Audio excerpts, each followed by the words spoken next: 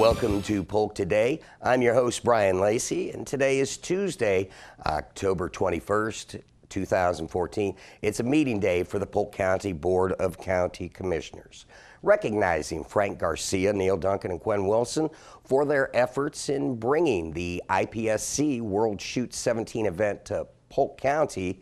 A request from Polk State College financial assistance, including a transfer from the General Fund Reserves BOCC designation of $260,557, a one-time expense, and approve the 2014 COPS Hiring Program Award. Also, the chairman will sign and accept the award document and authorize the sheriff's office to electronically accept the award on behalf of the county. Those are just a few of the things on the agenda. The meeting kicks off at 9 a.m. in the BOCC boardroom and is going to be broadcast right here on PGTV. There are several amendment issues, a My Ride, My Roads referendum, and key races on the ballot scheduled for Tuesday, November 4th, 2014. Lori Edwards, Polk County Supervisor of Elections, gives us the details on how you can vote in the upcoming election. I'm Lori Edwards, Supervisor of Elections, and an important election is coming up on Tuesday, November 4th, and there are 3 easy ways to vote. All polling locations will be open from 7 a.m. till 7 p.m. on Election Day. Early voting is open at 8 convenient locations around the county through Saturday, November 1st. Or vote by mail. Just call and sign up for absentee voting. You know, if you don't vote, they can't hear you. Visit polkelections.com. Building a Healthier Polk is a group of community partners brought together by Polk Vision who are working towards the goal of reducing the obesity rate in Polk County.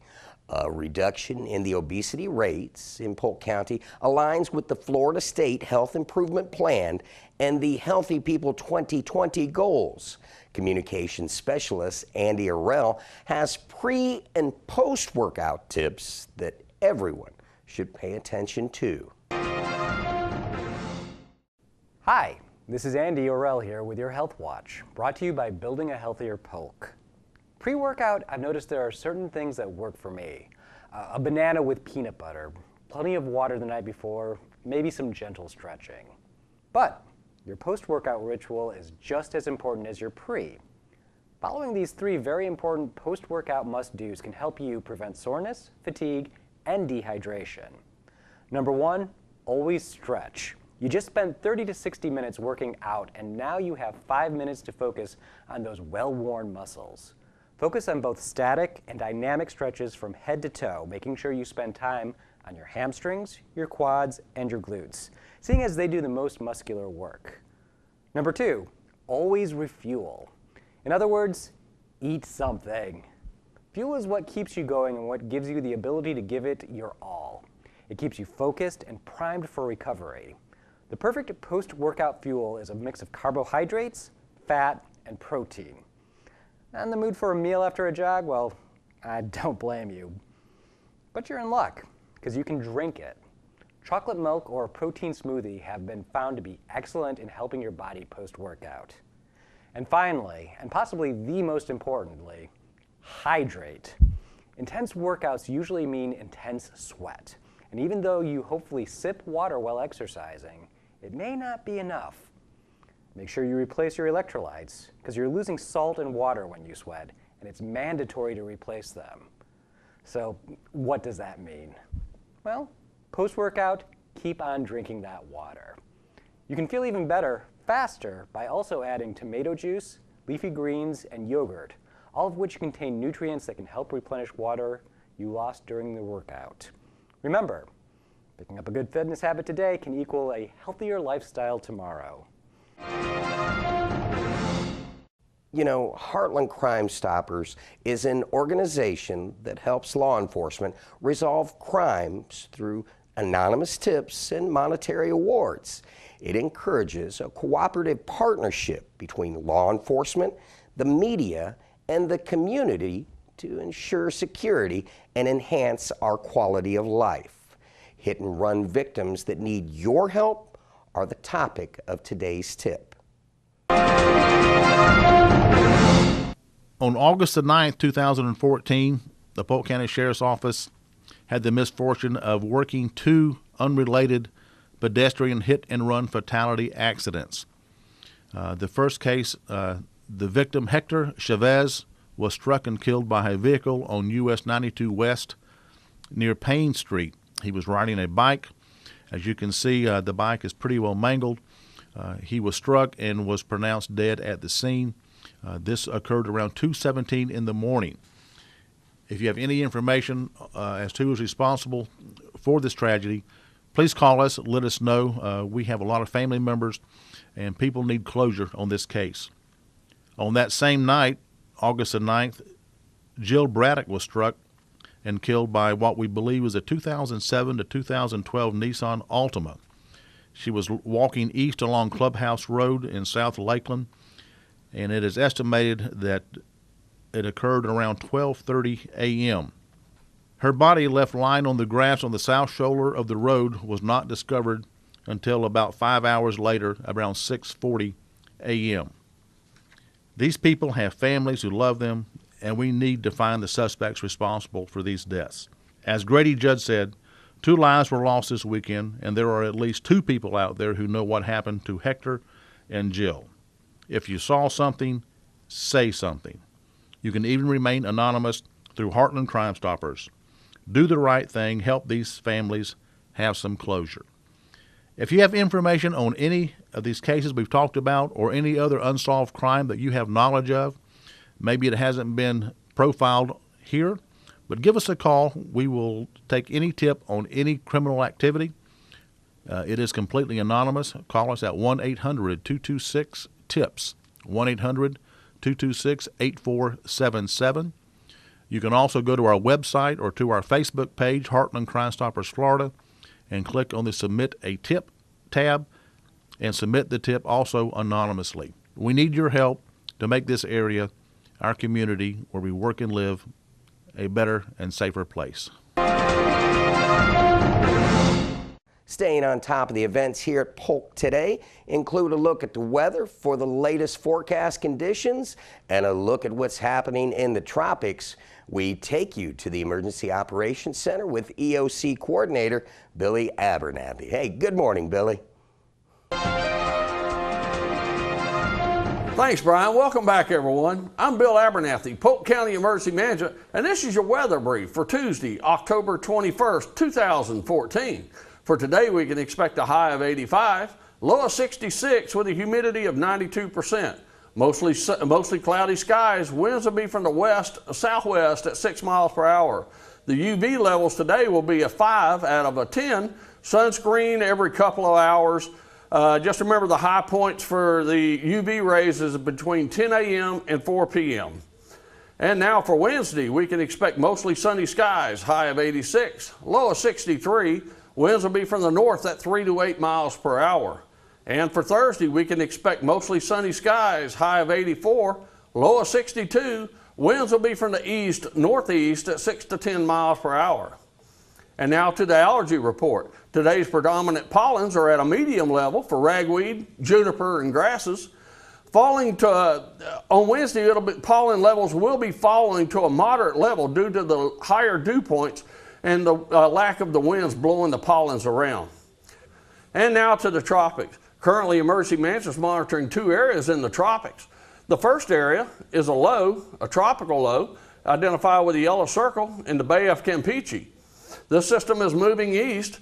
High pressure and tight wind gradients over the northern Gulf of Mexico will keep this system south of us for the next day or two. This system does have potential to become a tropical cyclone during the next couple of days. An Air Force reconnaissance aircraft will be scheduled to move into this system and investigate it this afternoon. Within development of this system within 48 hours right now is at 40%, and in 5 days of 50%. The second area in the middle Atlantic is with a white circle. This system is moving west at 12 miles per hour. Strong to moderate convection is associated with this system. Current development of this system is at 0% currently as this system moves to the west. I'm Bill Abernathy, Polk County Emergency Manager from the Emergency Operations Center, and I'll see you back here tomorrow on PGTV. Thanks a lot, Billy. PGTV is Polk County's government access cable TV channel. Our programming allows residents easier access to county government meetings and local programming. Now, one such program is the Commissioner's Report. The purpose of the show is to educate and connect the public with the Board of County Commissioners. The show highlights current government news, the way the county functions, and how the County Commission is making a difference in the lives of Polk County residents.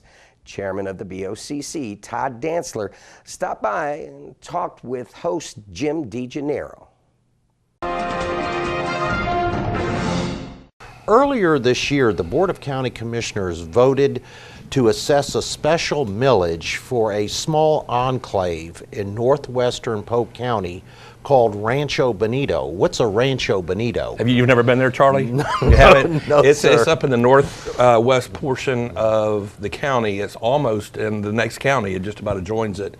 And it's a subdivision of platted lots without interior roads. It's about 906 parcels. They could be anywhere from like a half acre to an acre, and it just has degraded into almost lawlessness at times. People go up and there's mud holes there, they drink, they shoot their guns, there's all sorts of stuff that goes on, and it's really been a bad situation for the law-abiding neighbors. We have proposed, or the county manager has proposed, a 9.2 Rancho Bonito millage rate that will be just for the Rancho Bonito subdivision, and this will raise about $8,050, and that will help go towards additional law enforcement in that area. Much needed. You and your fellow board members appreciate the hard work and the dedication exhibited by our 1,900 employees of the Board of County Commissioners. Because of the past recessionary economy, merit raises have disappeared, but this year you're considering a 2% cost of living adjustment for the employees. Thank you in advance for that consideration. What department are you in, Jim? You know, we're very pleased to be able to assist our families with this cost of living adjustment. Everyone has struggled. They have tightened their belt. Everyone's been creative. Everyone's been very patient. So we're happy that if this passes, which I'm quite confident that it will, that there will be a 2% cost of living increase. Well, thank you very much. You know, our annual budget gets a lot of attention during the summer months, but you'd said a little bit earlier that it's a year-round process. It's about constant process improvement, creating efficiencies, and rewarding outcomes that work to everyone's benefit. What can the public expect going forward with our budget? Well, Haji, we have hired a guy named Herb Marlowe with Analytica, which is a group that's going to help us with our long-range plan and our strategic business plan for addressing these challenges that are a number of the key areas, such as the Polk County Health Care Plan, the stormwater control, parks and transportation, fire rescue, environmental lands, and utilities. So there's a lot that's on our table. Hey, that's going to do it for today's show. As a reminder, to keep current with programs or progress in the county, it's as simple as visiting us on the new Polk County website. That's polk-county.net, or you can follow us on Facebook and Twitter, or even check out the Polk County YouTube channel. I invite you to join us Wednesday for an update on the bridges of Polk County, a clip from a recent episode of Polk Place, and tips from the Polk County Small Business Assistance Center, just to name a few. For Polk Today, I'm your host, Brian Lacey, and we'll see you tomorrow.